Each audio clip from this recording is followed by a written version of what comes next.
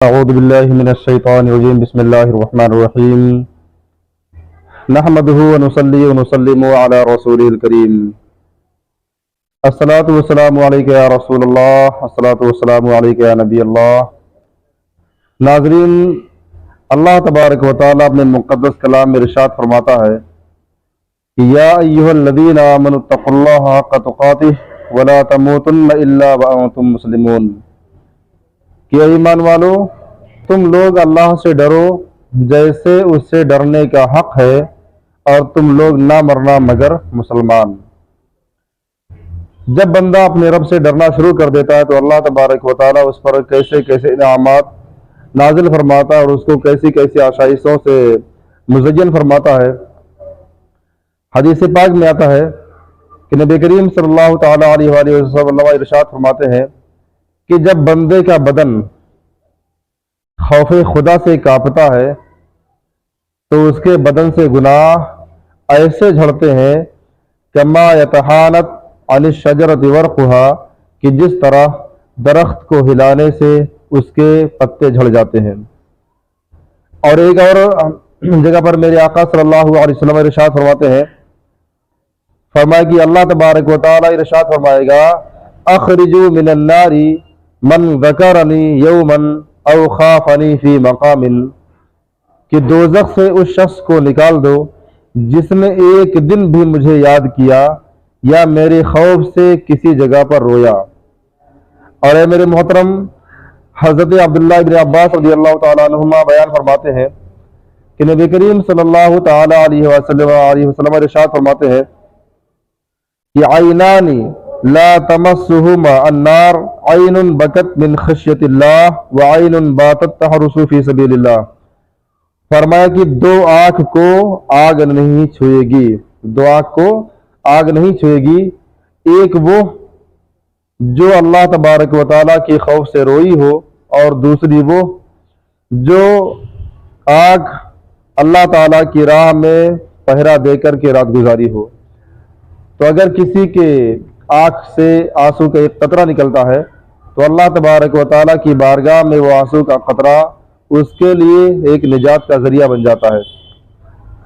حضرت امام غزالی علیہ رحمت و رضوان ارشاد فرماتے ہیں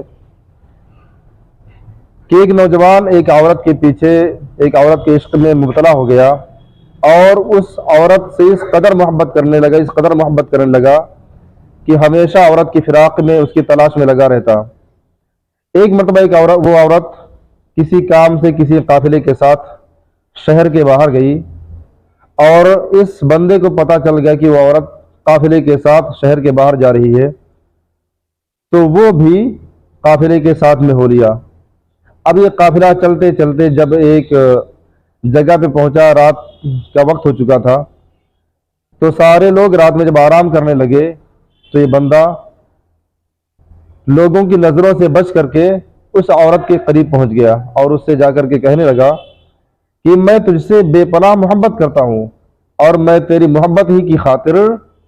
تیرے قافلے کے ساتھ آیا ہوں، ورنہ اس قافلے کے ساتھ میرا کوئی کام نہیں، میرا کوئی مقصد نہیں ہے۔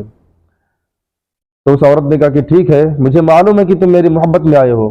لہٰذا تم پورے قافلے کے اندر دیکھ کے آؤ کہ کہیں کوئی بندہ جگ تو نہیں رہا ہے، کسی کی آنکھیں بیدار تو نہیں ہیں۔ وہ بندہ خوش ہو کر کے قافلے کے اندر جاتا ہے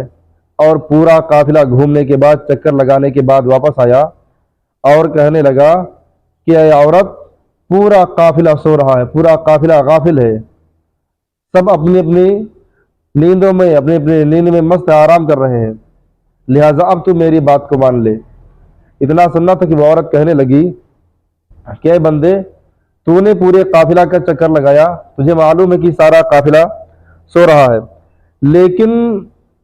کیا وہ رب بھی سو رہا ہے جس نے تجھے اور مجھے پیدا کیا ہے؟ ہم لوگ ان دنیا داروں کی نظروں سے تو بچ سکتے ہیں، لیکن کیا اس رب کی نظر سے بھی بچ جائیں گے جس نے ہمیں اور آپ کو پیدا کیا ہے؟ لہٰذا ان قافلہ والوں سے نہیں بلکہ پورے قافلے والے کو اور ہم سب کو پیدا کرنے والے سے ڈرو۔ اتنا سننا تھا کہ بندے کے دل میں اللہ تبارک و تعالیٰ کا خوف بیٹھ جاتا ہے، اس کے دل میں اللہ کا ڈر سما جاتا ہے، اور وہ اپنے گناہوں سے توبہ کرتا ہے، توبہ کرنے کے بعد واپس چلا آتا ہے۔ اب جب اس کا انتقال ہوا تو تو کسی نے خواب میں اس بندے کو دیکھا تو پھر اس سے پوچھا کہ بندے بتا اللہ تبارک و تعالیٰ نے تیرے ساتھ میں کیا معاملہ فرمایا؟ تو اس نے کہا کہ اللہ تبارک و تعالیٰ نے مجھے بخش دیا، میرے گناہوں کو معاف فرما دیا۔ اس نے کہا کیوں؟ تو اس نے جواب دیا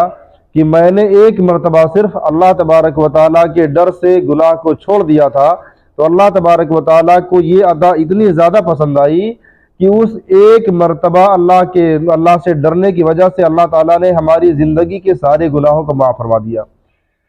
تو اس واقعے سے بات ثابت ہوتی ہے کہ اگر ایک مرتبہ بھی انسان اللہ تبارک و تعالیٰ کے ڈر سے